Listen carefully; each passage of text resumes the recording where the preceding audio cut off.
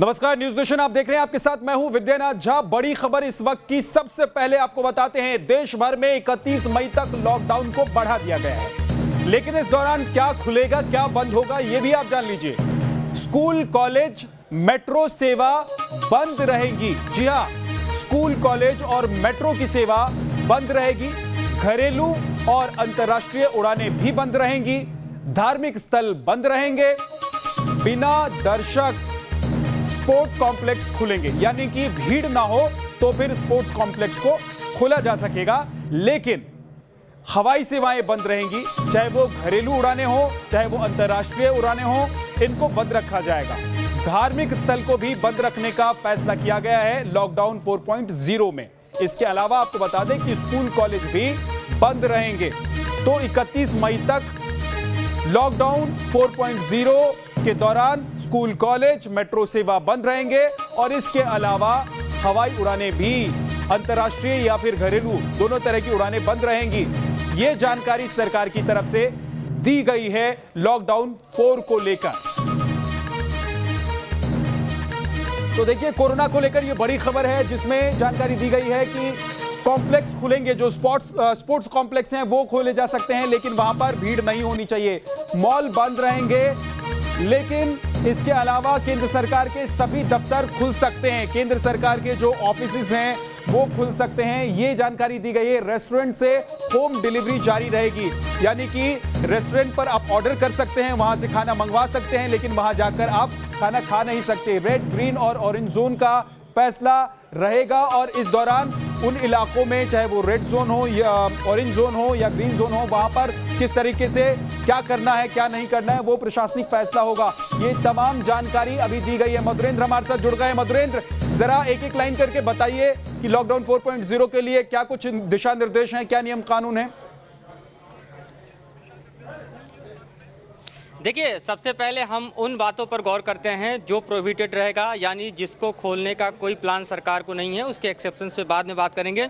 उसके मद्देनज़र मैं आपको बताऊं, मेट्रो सर्विसेज बंद रहेंगे। साथ ही अगर हम डोमेस्टिक या इंटरनेशनल फ्लाइट्स की बात करें तो वो कार्गो के लिए तो चलेंगी, मेडिकल सर्विसेज के लिए तो चलेंगी और आवश्यक चीज़ों के लिए तो सरकार चलाएगी, लेकिन जनरल पैसेंजर के लिए उसे बंद रखा जाएगा। साथ ही उसके बाद अगर बात हम करें तो cinema hall, shopping mall, gym, swimming pool, entertainment park, theatre, bar, auditorium, assembly hall और इस तरह की जो भी चीज़ें हैं उसमें स्कूल, कॉलेज और साथ ही उन तमाम जगहों को शामिल किया गया है जहां पर भीड़ होती है, गैदरिंग होती है, सोशल डिस्टेंसिंग का ख्याल नहीं रखा जा सकता है या सोशल डिस्टेंसिंग को मेंटेन नहीं किया जा सकता है, वो सब लॉकडाउन 4 में भी बंद रहेगा। साथ ही हम बताएं आपको कि सोशल, पॉलिटिकल और साथ ही जो एंटरटेनमेंट या एकेडमिक चीज़ें हैं, जहाँ कहीं भी लोगों का इकट्ठा होना है खासतौर पर, वो चीज़ें बंद रहेंगी।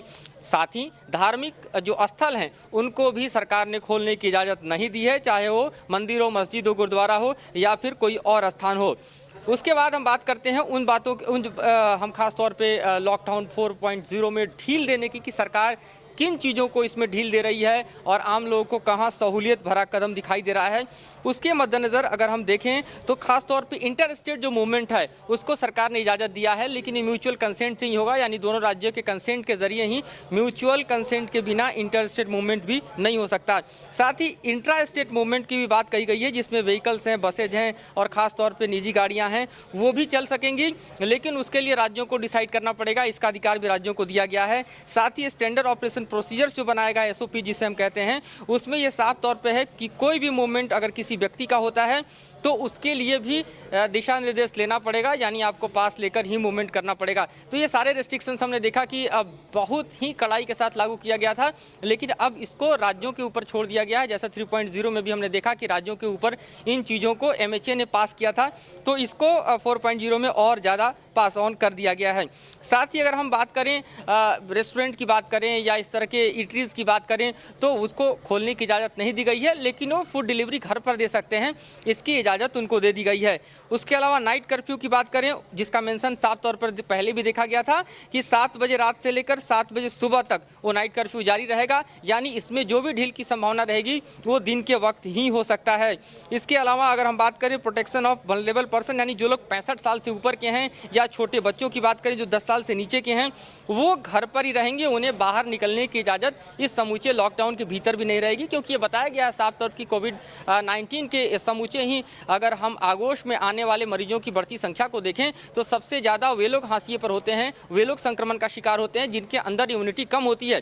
तो ऐसे में 10 साल से छोटे बच्चे और 65 साल से ऊपर के जो बुजुर्ग हैं उनमें एक तरह से देखा जाता है कि इम्यूनिटी का स्तर काफ़ी कम होता है, तो उनमें चांसेस संक्रमण के होने के ज़्यादा होते हैं, लिहाजा उनको साफ तौर पर कहा गया है कि वो घर के भीतर रहें। और इसी तरह आगे हम अगर बात करें तो अन्य एक्टिविटीज़ की अगर बात करें जिसको एक तरह से परमिसेबल जोन में सरकार लाने की कोशिश कर रही है, उसमें काफ़ी कुछ सुझाव राज्यों के माने गए हैं।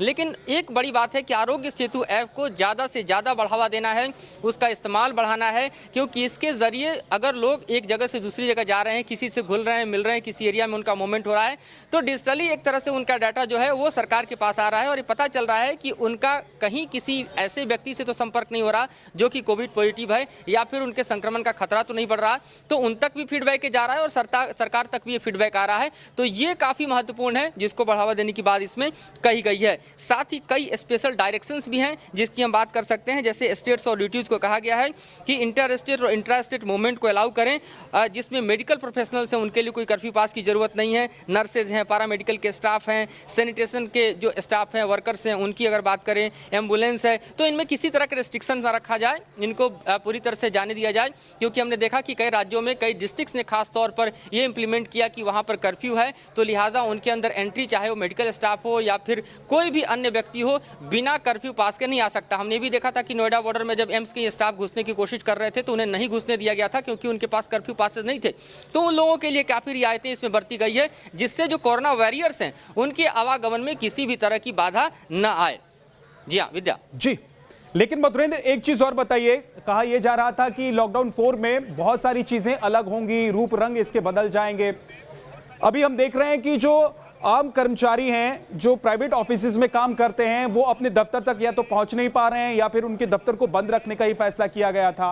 वो दफ्तर तक पहुंचे उसके लिए ट्रांसपोर्टेशन की व्यवस्था नहीं होती है, तो ऐसे लोगों के लिए भी कुछ राहत है इसमें क्या लॉकडाउन 4 में?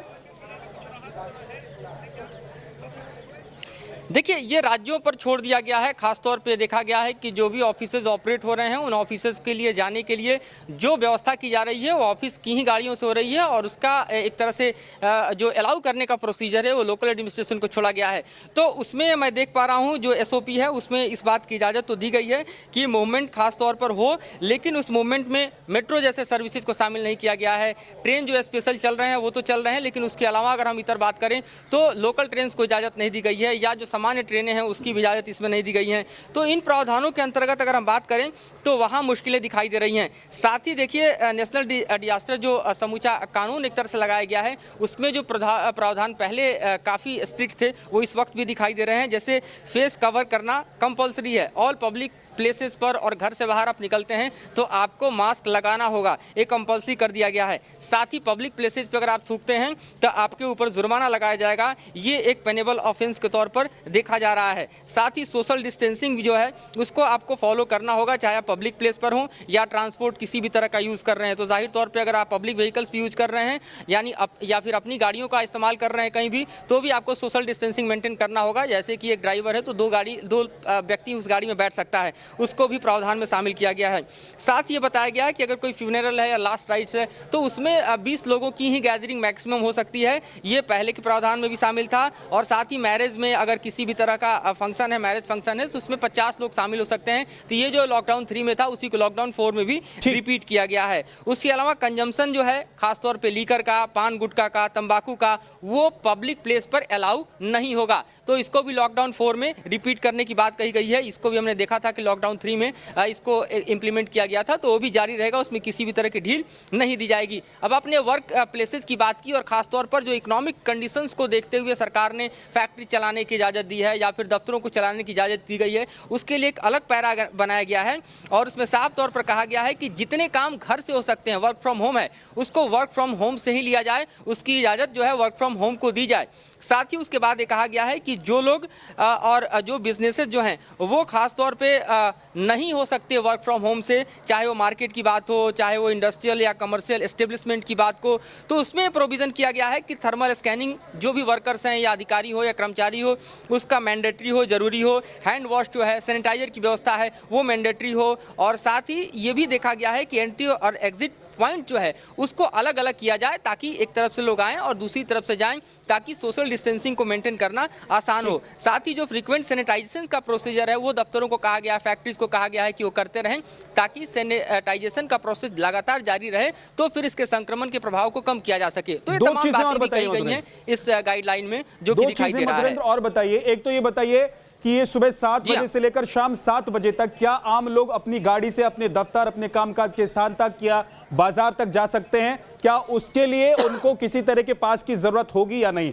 दूसरी ये भी जानकारी दीजिए कि अब तक कहा यह जा रहा था कि एक स्टेट में फंसे हुए लोग दूसरे स्टेट में अगर जाना चाहते हैं तो वो लॉकडाउन 4 के दौरान हो सकता है कि बड़ी आसानी से उनको जाने दिया जाए, तो उनको लेकर क्या कहा गया है इस बार दिशा निर्देश में?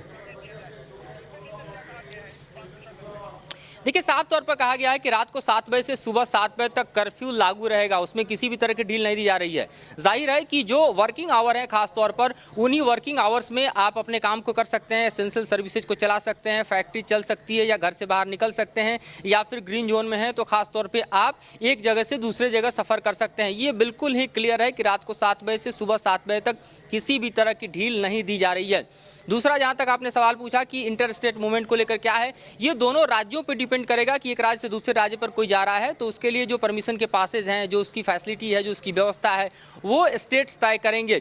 सिर्फ इसमें ढील उन लोगों को दी गई है जो कि कोरोना वॉरियर्स हैं और खास तौर पे मेडिकल के स्टाफ हैं, पैरामेडिकल हैं, सैनिटाइजेशन वर्कर के जो लोग हैं, उनको ही इस बात की इजाज़त दी गई है कि वे लोग सिर्फ और सिर्फ बिना पास के एक स्टेट से दूसरे स्टेट या फिर एक डिस्ट्रिक्ट से दूसरे डिस्ट्रिक्ट को मूव कर सकें। बाकी लोगों को किसी भी तरह की ऐसी इजाज़त नहीं दी गई है। और आम बाजार या फिर दुकानें, उनको लेकर क्या निर्देश दिया गया है?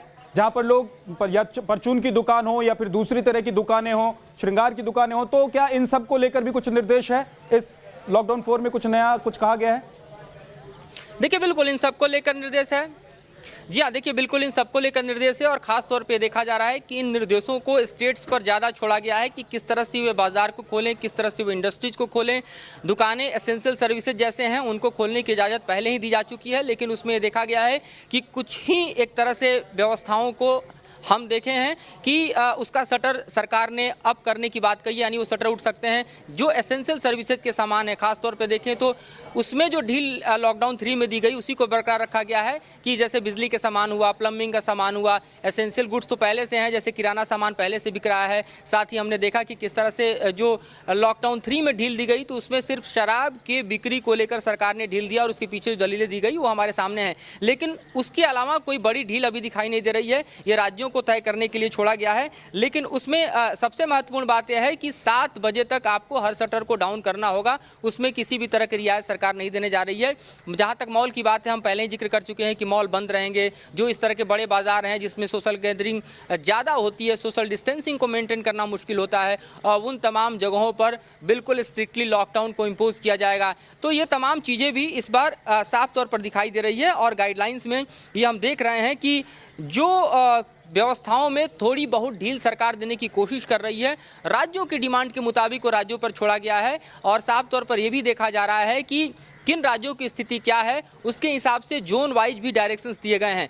तो आप समझ सकते हैं कि लॉकडाउन 4 कमोबेश लॉकडाउन 3 से थोड़ा बहुत ही ज़्यादा चेंजेस एक तरह से दिखा रहा है, और इसके जो एनेक्सर हैं वो भी बता रहे हैं कि सरकार ये चाहती है कि ये जो कोविड-19 का संक्रमण है उस पर किसी भी तरह से काबू रखा जाए, क्योंकि जिस तरह से रफ्तार संक्रमण का बढ़ता जा रहा है, 90,000 के करीब पेशेंट्स हो चुके हैं, और आप समझिए कि जिस तरह से डबलिंग का रेट है लगभग 11 से 12 दिन चल रहा है, यानी आने वाले 11-12 दिनों में आप समझिए कि ये पेशेंट लगभग आप अंदाज़ा लगाइए कि किस अनुपात में बढ़ेंगे। तो इस त्रासदी का और ख़ास तौर पे इस संक्रमण के फैलाव का एक तरह से अंदाज़ा सरकार को भी है, क्योंकि डाटा एवरी डे का, एवरी मिनट का सरकार के पास आ रहा है। लिहाजा लॉकडाउन 4.0 में जो ये माना जा रहा था कि बहुत बड़ी ढील सरकार कहीं दे देगी, इंटर स्टेट मूवमेंट शुरू हो जाएगा, मेट्रो मूव करने लगेंगे, फ्लाइट उड़ने लगेंगे, ट्रेनें फिर से रिज्यूम कर जाएंगी, वो होता हुआ अभी फिलहाल दिखाई नहीं दे रहा है। मधुरेंद्र, हम सुन रहे थे, खबर आ रही थी कि जो ट्रेन की सेवाएं हैं वो ज़्यादा शुरू की जाएंगी, यानी कि कोशिश होगी कि ज़्यादातर लोगों को अगर एक स्टेट से दूसरे स्टेट में वो जाना चाहते हैं तो उनको पहुंचाया जा सके। उसके लिए भले ही स्क्रीनिंग हो या फिर जो पास की व्यवस्था थी वो तमाम चीज़ें की जा रही थी। तो क्या अब मानकर चलें कि लॉकडाउन 4 में ऐसे लोग जो इंतजार कर रहे थे कि आने वाले दिनों में वो बड़ी आसानी से ट्रेन के जरिए या फिर हवाई सफर से अपने स्टेट तक, अपने घर तक, अपनी जगहों तक पहुंच सकते हैं, उनको थोड़ा और इंतजार करना होगा। बिल्कुल इंतजार करना होगा। अभी भी ये स्पेशल ट्रेन की ही व्यवस्था रहेगी। जो गाइडलाइंस मैं देख रहा हूँ, पढ़ पा रहा हूँ और उसको डिकोड करने की कोशिश कर रहा हूँ, उसमें यह साफ तौर पर देखा जा रहा है कि स्पेशल ट्रेन के अलावा कोई बड़ी राहत खास तौर पर रेलवे सर्विसेज के दरमियान नहीं मिलने जा रही है। हमने देखा है कि 15 स्पेशल ट्रेन को सरकार ने चलाया है। खास तौर पर उसकी संख्या में बढ़ोतरी को लेकर जो निर्णय है, वो निर्णय अभी किस तरह से होगा उससे पर्दा उठना भी बाकी है। लेकिन जो सामान्य रेल सेवा है उसको बहाल करने को लेकर साफ तौर पर एक देखा जा रहा है कि कोई भी दिशा निर्देश नहीं दिए गए हैं। वहीं स्थिति डोमेस्टिक फ्लाइट्स की है, जिसको माना जा रहा था कि डोमेस्टिक फ्लाइट्स को कहीं सरकार ओपन कर दे और उसमें माना जा रहा था कि सोशल डिस्टेंसिंग के नॉर्म्स के मुताबिक लोग एक राज्य से दूसरे राज्य जा सकें। लेकिन अब भी ये नॉर्म्स बता रहे हैं कि एक राज्य से दूसरे राज्य को जाने के लिए अगर आप अपने गाड़ी से भी मूव कर रहे हैं तो आपको दोनों राज्यों के बीच की सहमति, यानी निश्चित तौर पे आपको पासेज लेने होंगे, कर्फ्यू पासेज आपके पास चाहिए होंगे, मूवमेंट पासेज चाहिए होंगे। उसके बिना आप एक स्टेट से दूसरे स्टेट नहीं जा सकते हैं। ये लॉकडाउन 4.0 में भी साफ तौर पर दिखाई दे रहा है। जी मधुरेंद्र, दिल्ली सरकार की तरफ से ये अपील की गई थी, मांग की गई थी कि मॉल्स हों या फिर जो आम बाजार हैं वहां पर दुकानों को ऑल्टरनेट डेज में खोलने दिया जाए, इसके आदेश दिए जाएं, इसकी अनुमति दी जाए। उसको लेकर क्या कुछ कहा गया है? देखिए, उसको लेकर हम देखें तो इसमें कोई ऐसी बात दिखाई नहीं दे रही है जिसमें ऑड और इवन का फॉर्मूला मार्केट्स में लागू कर दिया जाए, ऑड और इवन के नंबर के मुताबिक दुकानों को खोल दिया जाए, क्योंकि इसमें बड़ी पेचीदगियां हैं। जैसे दिल्ली के बड़े बाज़ारों की अगर हम बात करें, पुराने बाज़ारों की बात करें, जैसे चांदनी चौक हुआ, खासतौर पर सदर का मार्केट हुआ, या इस तरह के जो पुराने बाज़ार हैं जो कि न सिर्फ दिल्ली बल्कि देश भर के ग्राहकों को अपनी तरफ आकर्षित करते हैं, वहाँ एक एक बिल्डिंग में 10-10 दुकानें हैं। वहाँ पर आप ऑड इवन को कैसे कर सकते हैं? तो ये संभावनाएं अपने आप में ही प्रश्नवाचक चिन्ह लगा रही थी। ये संभव था मॉल्स में, खास तौर पे कि आप मॉल में ऑड इवन को लागू कर दें, जिससे कम दुकानें एक बार खुलें और डे और इवन डे में दुकानों को अलग अलग बांटा जा सके। लेकिन परिस्थितियां इस तरह से बनती दिखाई नहीं दे रही हैं, क्योंकि जो संक्रमण का रेट है, खास तौर पे अगर हम बात करें डबलिंग की या बात R0 की करें, तो वो साफ तौर पर इस बात को इंगित कर रहा है कि अभी और सतर्क रहने की ज़रूरत है और सचेत रहने की ज़रूरत है। इस बीमारी के साथ अभी आप और ज़्यादा खुलकर सामने नहीं आ सकते, यानी अपने आप को जितना कम एक्सपोज कर रखेंगे उतना ही आपके बचने की संभावना ज़्यादा होगी, इस संक्रमण के चपेट में आने की संभावनाएं उतनी ही कम होंगी। तो इस बात को सरकार ने ध्यान रखा है और साफ तौर पर दिखाई दे रहा है लॉकडाउन 4.0 में कि सरकार चाहती है कि दरअसल तमाम स्ट्रिक्टनेस के साथ इस बीमारी को भी डील किया जाए और ढील उतनी ही दी जाए ताकि जो व्यावसायिक गतिविधियां हैं, जो आर्थिक स्थितियों को एक तरह से रास्ता मिल सके, वहीं सिर्फ और सिर्फ बैरिकेड हटाए जाएं। तो इन्हीं के बीच का तालमेल समूचा है लॉकडाउन 4.0 में दिखाई दे रहा है। एक तालमेल और एक सामंजस्य बनाने की कोशिश की गई है कि किस तरह से एक तरफ संक्रमण से बचा जाए और दूसरी तरफ किस तरह से जिंदगी पटरी पर लौटे, दोनों के बीच एक रास्ता कम से कम बन सके ताकि जिंदगी चलती रहे। रेड, ऑरेंज और ग्रीन जोन को लेकर क्या निर्देश हैं? देखिए, रेड जोन और ग्रीन और ऑरेंज जोन की बात करें और साथ ही कंटेनमेंट की बात करें, ये बहुत ही महत्वपूर्ण है, खास तौर पे क्योंकि इसमें ये गाइडलाइन साफ तौर पे क्लियर करता है कि ये बने रहेंगे। इसको लेकर कई बातें हो रही थी कि red zone, green zone, orange zone और ख़ास तौर पे जो कंटेनमेंट एरिया है, इन एरियाज़ को डील कैसे किया जाए, क्योंकि हमने देखा कि कई राज्यों ने आरोप लगाया कि जो ग्रीन जोन है उसको रेड जोन माना जा रहा है, जो रेड जोन है उसको ऑरेंज जोन की संज्ञा दी जा रही है। ये बड़ा ही आर्बिट्रेरी है और इस पर राजनीति भी काफ़ी कुछ हुई। लेकिन सरकार ने इस पर बहुत ज़्यादा बदलाव नहीं किया है। जो SOPs हैं वो बतला रहे हैं कि जहां कहीं भी कंटेनमेंट का दायरा बड़ा होगा उसे रेड जोन घोषित किया जाएगा, जहां नंबर ऑफ कंटेनमेंट ज़्यादा होगा वो रेड जोन होगा। इसको डिसाइड करने का पावर एक तरह से स्टेट को ही दिया गया है। इसमें बहुत ज़्यादा केंद्र अपने ऊपर चीज़ों को नहीं रख रहा है, लेकिन स्टेट से डिसाइड कर सकते हैं कि उनका ये समूचा इलाका जो है वो रेड जोन में है या ग्रीन जोन में है या ऑरेंज जोन में है। जाहिर अगर कोई केस नहीं है और नेक्स्ट 28 डेज तक अभी तक के जो फॉर्मूला है उसके मुताबिक कोई केस नहीं आता है तो किसी इलाके को आप ग्रीन जोन घोषित कर सकते हैं। लेकिन कंटेनमेंट का एरिया अगर आपके पास लिमिटेड है, एक डिस्ट्रिक्ट में कम है, उसकी संख्या आपके नियंत्रण में है, तो आप ऑरेंज जोन रखेंगे, अदरवाइज उसको रेड जोन में रखना होगा ताकि जो कम्युनिटी ट्रांसफ़र की बात कही जा रही है तो कम्युनिटी ट्रांसफ़र ना हो सके, ये बीमारी कुछ इस तरह से ना फैल सके जिससे जो व्यवस्थाएं हैं मेडिकल की वो चरमरा कर सामने चली आए। तो ये बात जो है कहीं ना कहीं केंद्र समझता है, ये बात राज्यों को को भी समझना है और राज्य भी इस बात को समझ रहे हैं। इसीलिए आपने देखा होगा कि इस गाइडलाइन के आने के ठीक पहले 4 राज्यों ने 31 तारीख तक लॉकडाउन को बढ़ाने की घोषणा कर दी थी। तो एक तालमेल साफ तौर पर दिखाई दे रहा है, चिंताएं भी दिखाई दे रही हैं जो केंद्र और राज्यों के बीच में हैं, और इन्हीं चिंताओं के मद्देनजर कोई बड़ी ढील की जो आशा की जा रही थी, अपेक्षा की जा रही थी, वो सरकार नहीं देने जा रही है। मोटी मोटी बात यह है मधुरेंद्र कि लॉकडाउन 3 के दौरान जिस तरह की ढील दी गई थी, लगभग कुछ उसी तरह की ढील लॉकडाउन 4 में भी, यानी कि आने वाले 14 दिनों में भी आपको मिलने वाली है।